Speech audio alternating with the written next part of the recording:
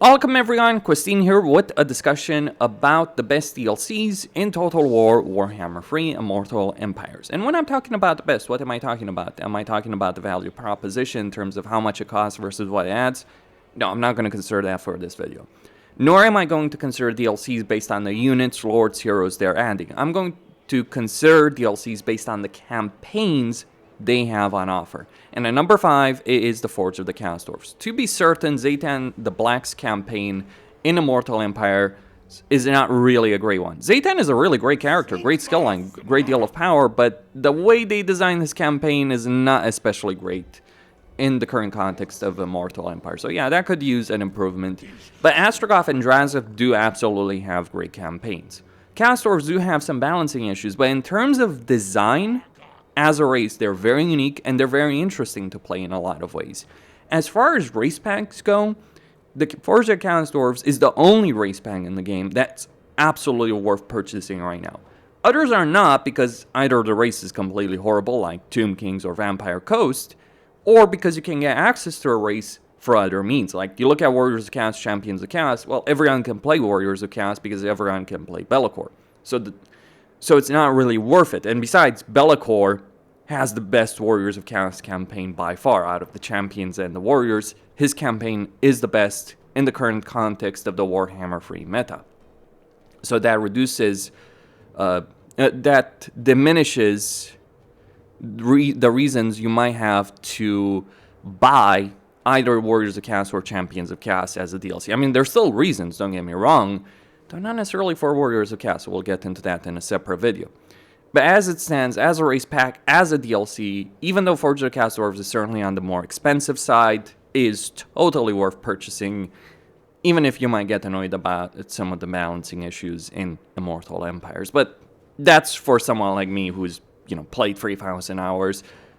I'm not gonna lie, like, the first times that I've played Forge of the Chaos Dwarfs, it was one of the best experiences I had in Warhammer 3. Things have changed since then, to be sure. The addition of other characters, reworks of other races have changed the game in that respect, but I think Forge of the Chaos Dwarfs still remains one of the best DLCs in Warhammer 3. And not just DLCs that were obviously released for Warhammer 3, but also Warhammer 2, Warhammer 1. And number 4, it is the Twisted and Twilight DLC that came out in Warhammer 2. So you get the Sisters of Twilight and you get Frata Unclaimed. Now, from my perspective, the Skaven part of the DLC is less significant than the Wood Elf part. With the Wood Elves, with this DLC, you get access to their sisters and their campaign, and it's a fairly good campaign with a more interesting playstyle than the other Wood Elf campaigns have. Because in other Wood Elf campaigns, you either go with ranged units or you go with Forest Spirit units. Well, sisters have a third playstyle available to them. They can play with the other two as well, don't get me wrong on that, but they have a third playstyle, and that third playstyle is focused on Hawk Riders. And I think flying range units are always fun. Just look at dwarves and their gyrocopters ever since Thrones of Decay came out.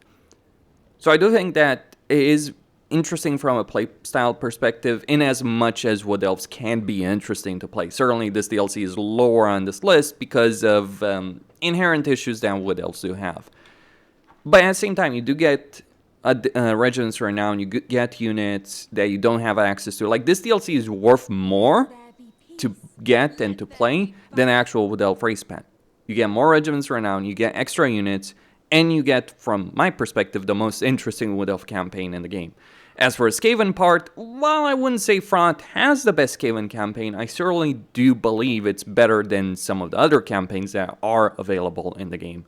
Hopefully it will be improved even further. I've talked about issues that Ekeclaw and Front do absolutely have in their campaigns, especially poor Ekeclaw. But at the same time, like, just this DLC is absolutely worth it. Both the campaigns part of this DLC do play in interesting ways. Both of them have unique playstyles for their respective races, be it the flying units for the Sisters of Twilight or the individual unit customization that Frata Unclaimed does have in this campaign. And also just the fact that Farah has a legendary hero that's exclusive to him, just kind of worth pointing it out in his campaign. It's a very interesting one. So lots of possibilities. And you don't have to just play with flying units in the Sisters campaign. You don't just have to play with monstrous units in a Frog campaign. I think this is the way you make a legendary lord, or legendary lords in general, work really well, where They do have a unique playstyle available to them, but all other playstyles are still fairly viable. That is certainly not something that you see in every single campaign that's trying to do something unique. Because some other campaigns may punish you for using certain types of units, whereas with Sisters and Fraught, it's just like benefits with certain units, but you can still do other things. And that makes the campaigns more interesting to play from my perspective. Also, it's got to be said, Sisters can also confederate Durfu and Orion, even if you don't own the Wood Elf Race Pack. And that is a really, really good proposition as a DLC. So it's not worth buying the Wood Elf Race Pack, it is worth buying the Twisted and Twilight DLC. And it's really been the case ever since this DLC came out in Warhammer 2. Like, really great job with this one, and I think it stands the test of time in terms of whether or not it's worth purchasing as a DLC. At number 3, we have the Shadow and the Blade. Now, I was tempted to put Shadow and Blade lower on this list, maybe even in 5th place, but then I realized, you know what, Malice Darkblade, which comes with this DLC, may not necessarily be worth playing. Actually, he's not really worth playing. But Dark Elves do get a lot of very useful things, including a tier 2 hero that they can mass. So that is exceptionally useful in their campaigns. And while certainly Malice Darkblade's campaign is not great, Snitch's campaign is phenomenal. So if you're getting this DLC, you're getting it for the Skaven, not necessarily for the Dark Elf campaign. Though there are certainly very useful things that will make all your Dark Elf campaigns much better. As there are useful things in every Skaven campaign, because this DLC adds the Warp Grinder unit, which is a tier 2 unit that has the Wall Breaker attribute. And that is pretty damn great. The ability of breaking down walls with a unit is really powerful in a campaign, and it certainly makes one of the most unbearable aspects in a campaign, the sieges, much better to deal with. Let me be clear, sieges in Warhammer 3 are awful. Anything that reduces the pain and suffering that you endure when sieges is a significant win from my perspective. So certainly the units that you get in this DLC are clearly the winners, but the campaign that Snitch has is, from my perspective, in a lot of ways, the most interesting Skaven campaign in the game. Maybe not the best campaign start for a Skaven, to be sure, but you do get unique mechanics that are available in this campaign through Shadowy Dealings. You get vision with other Skaven factions that might allow you to confederate those factions. And you play a sneaky ninja Skaven that's really focused on ambushing and fast-moving infantry units that are just going to harass the crap out of the enemy. Also, on top of that, you do start at one of the most interesting areas of the campaign map, which is Cathay. Cathay is a really great area to start a campaign in, especially if you have all the climate of Cathay available to you, which, by the way, Snitch is the only one that has that. Well, he doesn't have this forest over here, but outside of that, all the rest of Cathay is available to him in suitable climate, which not even the Cathayan campaigns have that. I'm quite serious. Not even the Cathayans who are native have as good of a control in terms of climate in this campaign in their own backyard as much as Snitch does. So a really great campaign from that particular perspective. The starting position, the unique campaign mechanics, the Lord himself, the dynamics of the campaign, just really, really good. Nowadays, I do really like Quick as a campaign. You do get tired after playing, 100 times in Cathay, but don't get me wrong, Cathay is still a great area of the campaign map. Just, I guess I burnt out a bit on that subject, but really good campaign. Really worth it, really good DLC in terms of what it's offering, in terms of units, regimens, renown, etc. Firmly recommend getting this DLC. Even if you never want to play Malice Darkblade, what you get for the Skaven alone makes this DLC very much worth it. But it's not just what you're getting for the Skaven, there's also useful things and interesting things that are available for the Dark Elves. Just not the campaign that is being offered for the Dark Elves. So I could understand the argument of, placing this DLC lower on the list. I totally comprehend that, but I just think Snitch has such a great campaign and offers such great addition that it does deserve this particular spot. At number 2, it would be Omens of Destruction. While Skulltaker's campaign is certainly not the best campaign in the game, and actually the worst Khorne campaign to play in the game right now, don't get me wrong, Khorne is really fun to play overall, it's just He's less interesting than Scarbrand. He's far less interesting than Arbol. But beyond that, what this DLC adds for Khorne is totally worth it. Like the units, the Lord, the legendary heroes, absolutely worth it in a lot of ways. But what is a win from my perspective with regards to Omens of Destruction in terms of the paid stuff? Though keep in mind the paid stuff pays for the free stuff, so Arbol's campaign would not exist without Omens of Destruction. But in terms of buying a DLC, Gorbad's campaign, well, Gorbad's unique campaign mechanic is whatever. His campaign is actually really interesting. He's a great legendary lord. He has a great campaign. He has a very dynamic campaign over here between Carragate Peaks, Forgrim, other issues that you do have to deal with. It is a really fun and engaging campaign. I just wish this faction mechanics matched that. I would be lying out of my teeth if I didn't say that Gorbad does certainly have one of the better campaigns in the game at the moment. And then you have Maneater, also a really great, dynamic, fun campaign. So both Gorbad and Maneater have really great campaigns. I wouldn't say Gorbad has the best greenskin campaign, but it's certainly it's certainly one of the better ones in the game as a whole. And Maneater, from my point of view, has the best Ogre campaign by far in the game in a lot of ways. Though Scrag and Greasus do have quite a bit on offer as well. So if you're looking to buy Omens of Destruction, I would say that if you're buying Khorne, you're buying it more for the units, you're buying it more for the generic lord choice, to be sure, and the legendary lords. Whereas if you're buying it for greenskins or you're buying it for ogres, you're more so buying it because the two campaigns are a part of it, even if the unique mechanic that Gorbad has is not great, but you're buying it because the campaigns that they do have are really, really solid. Not necessarily because of the unique campaign mechanics that either of them has, too much meat, too much money, and Maneater's campaign, just not an interesting mechanic in Gorbad's campaign, but all the same, like just starting positions, dynamics of the campaign, like teleportation, Maneater's campaign, that's great. The reward system could be improved there. The reason like Omens of Destruction is not number one is because you do have these kind of issues. Hopefully Creative Assembly does improve on that, but I do believe they did a great job in a lot of ways with Omens of Destruction. Like how they improved the greenskins, how they improved Khorne, how they improved Khorne, greenskin, and ogre campaigns. There was a lot of effort. I just wish the actual unique characters would have ended up better, but just throwing Gorbad in Black Crag, I mean, that's a great campaign. Maneater, who can travel around the world and deal with everyone and have very, very different campaigns every single time you play him, that is a great campaign. Undeniably so. Skulltaker, far less so, but I'm judging the DLC as a whole. Now, you could argue just buy the Ogre part or buy the Greenskin part, and I think that argument does hold a lot of water.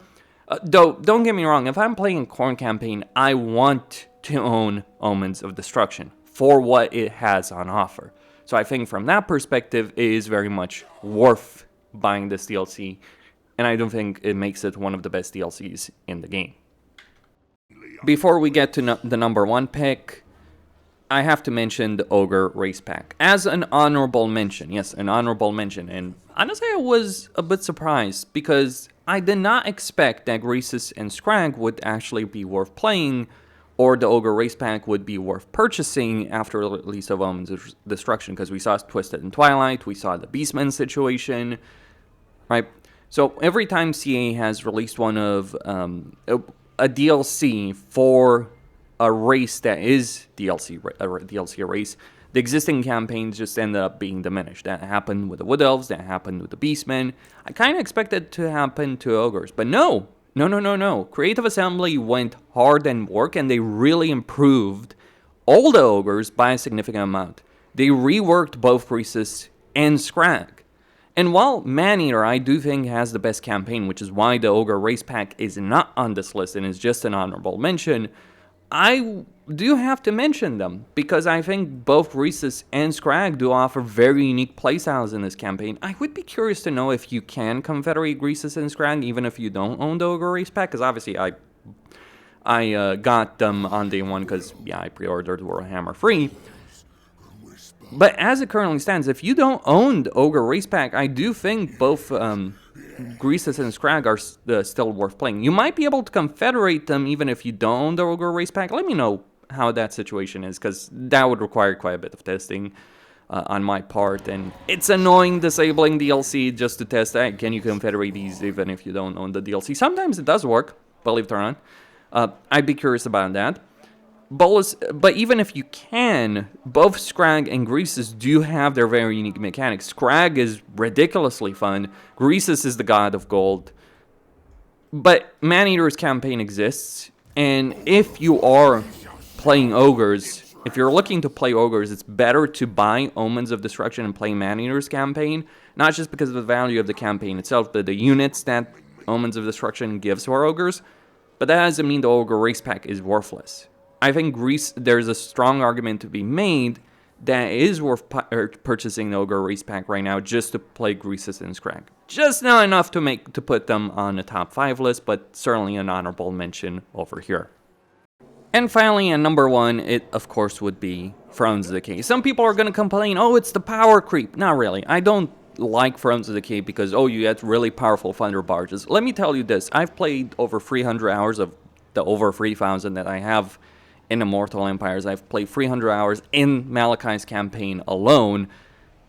With the exception of the free thunder barges you get as part of this campaign, I have never recruited a single thunder barge. And the DLC units that come with Thrones of Decay, at least for Dwarves, not especially great. It's much better for the Empire. It's certainly much better for Nurgle.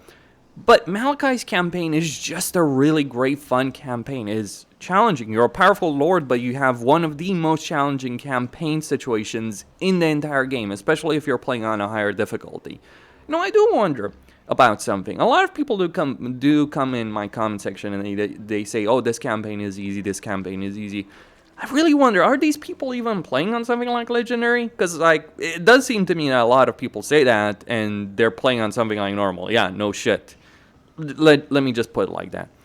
But Malachi's campaign is a really great, really fun, really dynamic campaign, and it's just easily the best campaign in the game. It's an objective-based campaign. You have a focus on certain units in this campaign.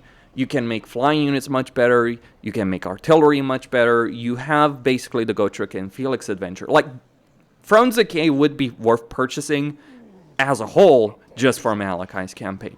But you also get Tamarkan.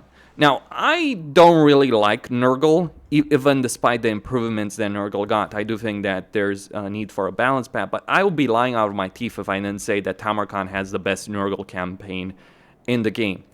All those unique heroes, the chieftains, the dynamics of those chieftains. Like, there was someone who made a video when Thrones of Decay came out comparing it to the Warlords of Draenor trailer, and I'm like, that is a fairly good comparison. In fact, I kind of wish Warlords of Draenor was as good as what Tamarkan can have with his chieftains.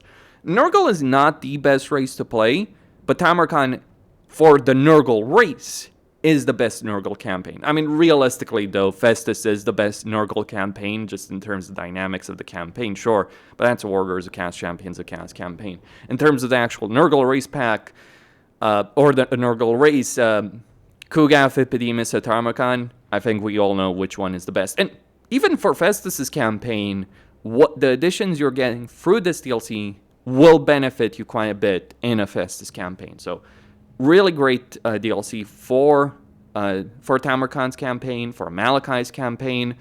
As for Elspeth's campaign, I know a lot of people will disagree with me on this subject, but I really don't much care for Elspeth's campaign. I very much like what they did for Empire, but like, if I'm playing an Empire campaign, I would much rather play Karl Franz. And it's not like, oh, Karl Franz is, just because it's Karl Franz. No, I just think his campaign mechanics are genuinely the best Empire campaign mechanics, given the current meta of the game on Legendary difficulty. I also think Gelt is a far more interesting campaign than Elspeth. I mean, certainly, Elspeth is a worthy campaign to play of the Empire. There's 3 Empire campaigns as far as I see. Volkmar and Marcus Wolfhard do not exist. But for the Empire side of things, I would say the units and generic lords, that's what I'm talking about. The hero, the engineer, the master engineer, Null Ironside, Hockland, long rifles, etc. Those are worth it more than Elspeth's campaign. Like that's where I stand on that. I don't think she's horrible or anything. I just think that Call of Friends is a much more interesting campaign. I think Gelt is a far more interesting campaign than Elspeth, but I guess being in third place for the Empire is not necessarily too bad of a situation, really. But yeah, I think Tamarkan and especially Malachi win out in terms of the campaigns. Like, I have played this campaign the most out of any campaign that I've ever played in Total War. I have played Malachi's campaign more than I've played entire other Total War games. Just to give you an idea of how great this campaign is. Thrones of Decay, like, I think that, like, overall as a DLC, in terms of, like, what they did with regards to race reworks, addition of characters, Skarsnik, Warzag, Greases, Scrag, Arbol, they did a better job with Omens of Destruction. And look, that is what you expect. You expect constant improvement. But I do think that the Omens of Destruction campaigns are not as good as the Thrones of Decay campaigns. And that is where I stand, at least in terms of unique mechanics and all that. Though I think Gorbad is certainly a much more interesting campaign to play than Elspeth. But that's where I stand. But yeah, Malachi is #1 in the game. He is the best campaign in the game by a very, very wide margin. I think, like, if there are campaigns in this game where you really see the many issues of Warhammer 3 or Total War Warhammer, because it's basically the same game since Warhammer 1, just stuff added on it, some change, but the framework, if you will. But if certain campaigns like Mazda Mundi represent the worst of Total War Warhammer, Malachi represents the peak of what Total War Warhammer is. So yeah, Thrones of Decay, best DLC by far, like by a huge margin in terms of the campaigns it's offering. In terms of the units, that depends on a race-by-race basis. I think the Empire offers the most substantial stuff. I think the Dwarves actually offer the least interesting stuff, actually. Except the Replenishment Hero, but yeah, Demon Slayer's not really worth it necessarily. The Slayer units, Doomseekers, Slayer Pirates, not necessarily worth it. Goblin Hewers, what a joke of unit, really. But still, it's very much worth buying just for the value of the campaigns, or especially one campaign in particular. Like, if there's any DLC that you should buy in Warhammer 3, it is literally Malachi's campaign for Thrones of Decay, but I think, like, just the entire package of Thrones of Decay is very much worth it. Questine signing out, stay tuned for more.